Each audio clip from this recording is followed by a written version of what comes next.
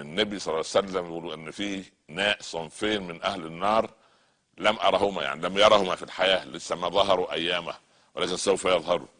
ناس معهم سياط زي قطعه جلد، يعني كاذناب البقر، زي ذيل البقره، يضربون بها الناس، اللي هي الهراوات، العصا الكهربائيه، العصا المطاطيه، قوات مكافحه الشغب التي سبحان الله تهجم على الشعوب كأن يعني عدو مبين.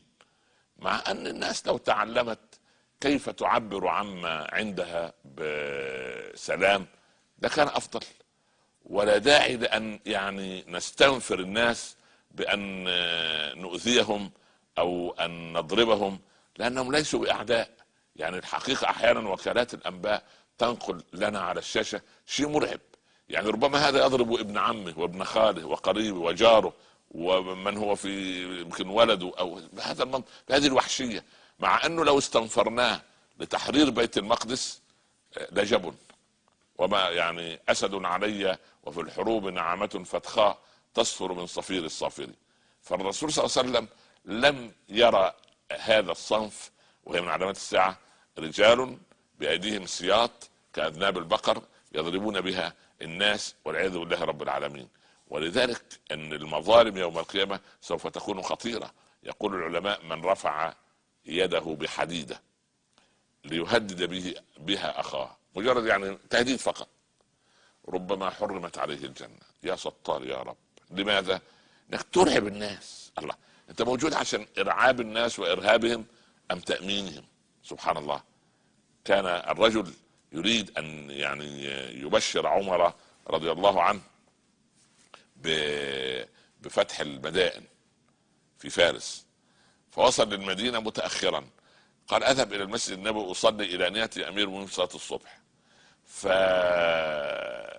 فدخل الرجل المسجد النبوي، رأى رجلا، سمع رجلا في الظلام ساجد في المحراب يبكي بكاء مرا يقول: يا رب عائذ ببابك لائذ بجنابك لا تطردني من رحابك. فقال الرجل: هذا رجل، هذا الداعي يعني الذي يدعو الله، رجل مسرف على نفسه، سوف انتظر حتى ينتهي من دعائه وصلاته واذكر له احاديث الرحمة حتى يعني نفتح له باب الامل. فلما سلم واقتربت منه رايته امير المؤمنين عمر. يا الله! قال: امير المؤمنين، انا ابيت ان اطرق عليك الباب كي لا ازعجك ليلا ثم اتي لاجدك في محراب المسجد. قال: يا هذا، ان نمت النهار كله اضعت رعيتي، وان نمت الليل كله اضعت نفسي. فانظر الى حجم المسؤولية ورقة المسؤولية، حتى قال: والله لو ان شاة او بغلة بشط الفرات عثرت في حجر لخفت ان يحاسب الله عليها عمر ويقول: لما لم تعبد لها الطريق يا ابن الخطاب؟ ليه لم تسهل لها الطريق؟ يخاف عمر من هذا الامر. وكان اذا استأجر دابة ليصل بها الى مكان ووقعت العصا منه كان ينزل من فوق الدابة ويعود على اقدامه، ثم يكمل. ويتعجب المشاهدون في الشوارع، شوارع المدينة، لهذا المنظر: يا امير المؤمنين، لما لم ترجع بالدابة؟ ليه ان ترجع على اقدامها؟ قال: استأجرتها من مكان كذا الى مكان كذا، فلو عدت هذه الخطوات كنت قد اخذت شيئا ليس من حقي، اتريدون ان تطعموني نارا يوم القيامة؟ يا الله!